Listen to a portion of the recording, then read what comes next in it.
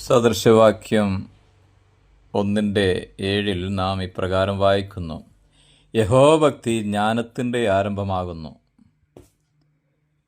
യഹോഭക്തി എന്ന വാക്കിൽ ഭയം, ആദരവ്, സ്നേഹം എന്നിവ അടങ്ങിയിരിക്കുന്നു. മലാക്കി 1:6 നാം ഇപ്രകാരം വായിക്കുന്നു: മകൻ അപ്പനെയും ദാസൻ യജമാനെയും ബഹുമാനിക്കേണ്ടതല്ലോ. ഞാൻ അപ്പനെങ്കിൽ എന്നോടുള്ള ബഹുമാനം എവിടെ? ഞാൻ യജമാനനെങ്കിൽ എന്നോടുള്ള ഭക്തി എവിടെ എന്ന് യഹോവ ഇസ്രായേൽ ജനത്തോട് ചോദിക്കുന്നു. ദൈവം നമ്മുടെ സൃഷ്ടികർത്താവും രക്ഷകനും ആയതുകൊണ്ട് അവനെ സ്നേഹിക്കണം. അവിടുന്ന് പരിശുദ്ധനാകുന്നു. ആകയാൽ അവൻ്റെ വിശുദ്ധി നിമിത്തം നാം അവനെ ഭയപ്പെട്ട് പാപത്തിൽ നിന്ന് അകലം പാലിക്കണം. നമ്മുടെ യജമാനായ കർത്താവ് നമുക്ക് കൂലി തരുവാൻ വേഗം വരുന്നു.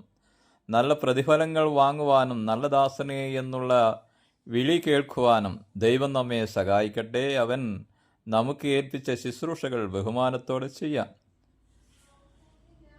ഭക്തി എന്നുള്ള വാക്ക് ഇംഗ്ലീഷിൽ കൊടുത്തിരിക്കുന്നത് ഫിയർ എന്നാണ്, അഥവാ ഭയം എന്നാണ്. ദൈവത്തോടുള്ള സ്നേഹത്തോടെയും ബഹുമാനത്തോടെയും ഉള്ള ഭയമാണ് യഹോവ ഭക്തി.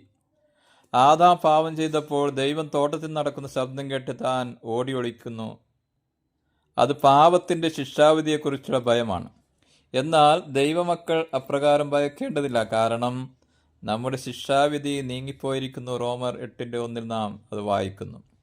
ആകയാൽ സ്തോത്രം അർപ്പിക്കാം.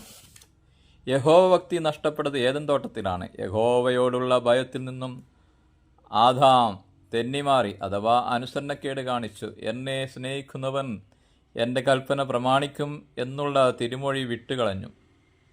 ശിക്ഷയാകുന്ന ഭയത്തിന് അടിമപ്പെട്ടു. എന്നാൽ യഹോവയെ ഭയപ്പെട്ട് അവൻ്റെ കൽപ്പനകളിൽ ഏറ്റവും ഇഷ്ടപ്പെടുന്ന മനുഷ്യൻ ഭാഗ്യവാൻ. അവൻ ഓടി അകലുന്ന ആദാമിനെ പോലെയല്ല. പ്രത്യുത യഹോഭക്തൻ ദൈവസാന്നിധ്യം കൂടുതൽ ആഗ്രഹിക്കുന്ന വ്യക്തിയാണ്.